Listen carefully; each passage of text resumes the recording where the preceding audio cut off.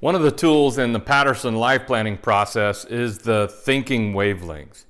There are many other great tools, but this is just a great example of understanding yourself and how you live your most productive life. Thinking wavelength is something about how you're hardwired. It's how you think and react to change and opportunities and several other aspects of your life that really help you stay in your perfect sweet spot for how to function in your life. So we do this test. It's a real short test, and it gives you clarity on where you should and shouldn't live so that you're in your highest contribution zone.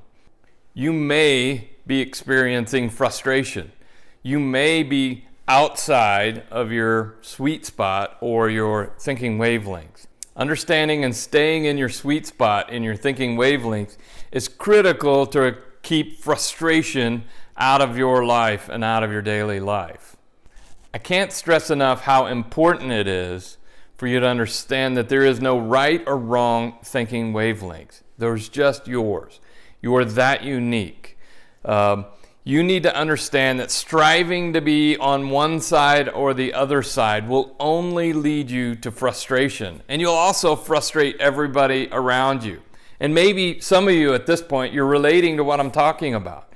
You're living in that frustration because you're trying to live outside of your ideal contribution zone. So thinking wavelength is really, really important, really critical for staying productive, but also living outside of that daily frustrating life. So let's take this quiz together. It's simple. I'm going to ask you 6 questions. You're going to rate yourself from 1 to 10. Afterwards, I'm going to show you the calculation and how you graph this on the thinking wavelength graph. Number 1, what is your relationship to risk? A 1 is very risk averse. A person who is a 1 is going to avoid risk. They're going to try to remove all risk from their lives. A 10, on the other hand, thrives on risk. They need risk. They pursue risk at all costs sometimes. And a 5 is in between. So what is your relationship to risk? Question number 2, what is your relationship to change? A 1 is you're going to hear from them if you change something in their life. If you change the rhythm, their routine, how they do their job, if you move their cheese, you are definitely going to hear about it.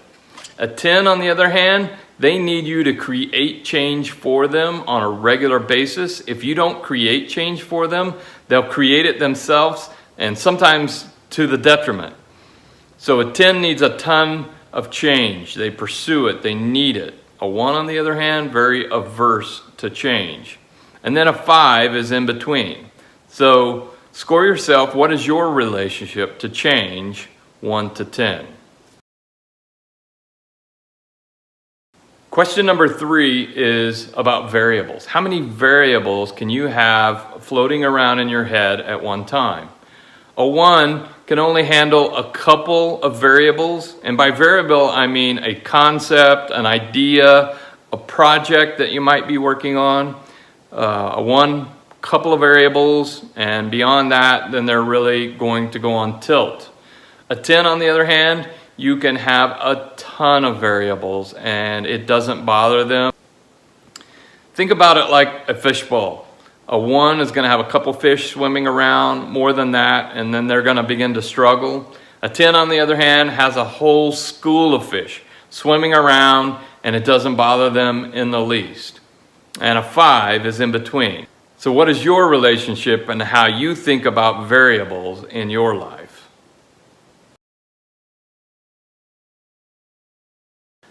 Question number 4 is about how you think logically. A 1 is going to need you to take them from A to B to C to D, and they're going to need a great deal of detail in between. They're going to need you to explain the steps and give them some more information to help them go from step to step, and you're going to need to stay with them from between all of the steps.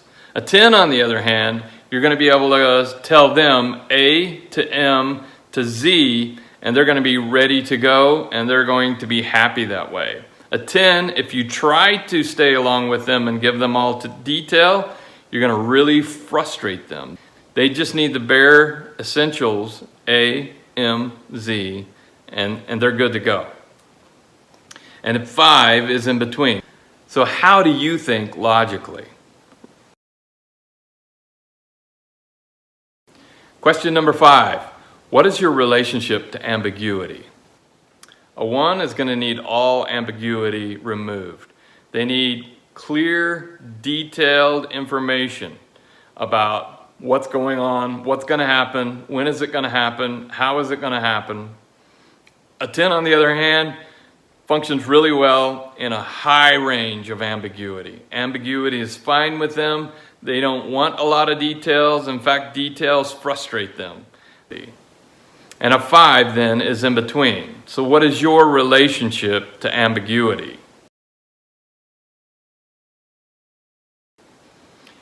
And finally, question number 6. What is your relationship to opportunity? A 1 sees problems and struggles with opportunities.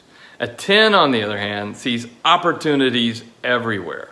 And yesterday's opportunity is already forgotten. Probably this morning's opportunity is already forgotten, and they're on to the next opportunity, and they see it everywhere. A 5 is in between. What is your relationship and how you think about opportunity? Okay, so now you've completed the test. You want to add up all your numbers and then divide them by 6, and this is your number where we're going to put it into the graph. Also, in the description, I'm going to provide some descriptions of the thinking wavelengths. I want you to read through each one of those, and as a added layer of making sure you're in the right spot, read through them and see which one of them resonates with you. See which one of them really identifies where your ideal contribution zone is. Someone else that seems like that's the better life for me, that will only lead you to great deals. That will only lead you to a high level of frustration. You need to be in your ideal contribution zone so that you can live the life that you were meant to live. Okay, so now you've got your number. And I'm going to switch over here in a moment to the chart and kind of walk you through a few things. So you see on the chart, on the left is 1, in the middle is 5, over to the right is 10. You can fill in the rest of the numbers there so that you see from 1 to 10 where you're going to be at. Take your number and then put it into the graph to where you can see if you are in fact a grinder or a minder or a keeper or a finder or a conceiver. Now these are just fun names. Keep in mind, I said before, there is no right or wrong here. There's just who you are. If we try to cheat one side or the other, again, we live in frustration. You're going to live in frustration. Find your real number. Read through your description and make sure it resonates with you. Message me if you get confused or messed up in the process, and I'll help you with that. For most of you, when you read the description that'll be down in the video description, it's going to resonate. You're going to say, yeah, that's really me, and that's how I function best. And that's what we're looking for. We want to make sure that we're functioning best. So as you see this graph, and where you're at on it, think in terms of your job, your work, your life, your family. Where do you fill this role? And are you out of place? I'm not saying leave your family. That's not what I'm saying. I'm saying how you fulfill your role in each of the places you live your life. You can adjust, you can change, you can adapt so that you can live in your ideal thinking wavelengths. For instance, if I'm an owner of a company and I'm a finder and I'm struggling with doing billing and documentation and human resources. Those are people that it's appropriate to find an expert so that my company can be successful, so that I can fulfill the role for me that is suited for me and my company. So that's where you've got to look at your role in your house, your work, your relationships, your community. Where are you at and what role are you filling? And begin to basically, write a job description for each of those so that you understand where it fits you well and where it doesn't fit you well, and then begin to make adjustments. Don't throw the baby out with the bathwater. Small incremental adjustments to make sure that you're living in your thinking wavelength in a way that's helping you be your most productive and your best self.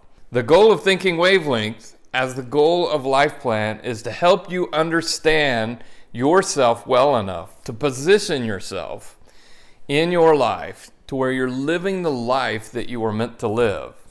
So post any questions that you have, or if you get confused or stuck, you can also message me on the page.